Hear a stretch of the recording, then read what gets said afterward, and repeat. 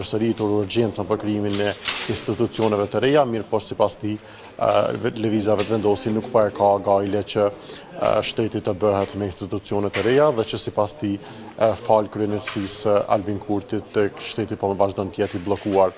por që sipas tij ai ka dhënë opsionet dhe partia që ajo theq krejt opsionet për dalë nga kriza, duke votuar edhe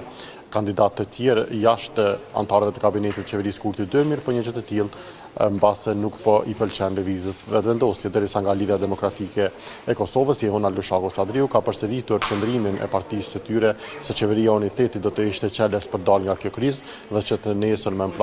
do të dalin edhe me agjendën që do të duhet ta ndiqte kjo qeveri me 15 pika, derisa ka theksuar që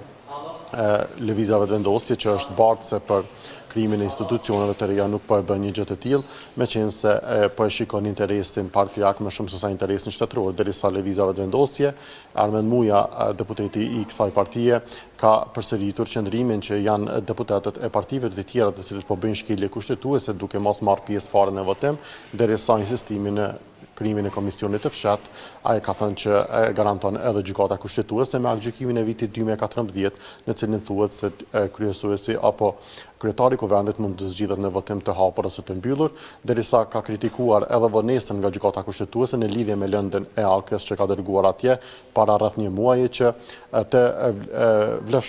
të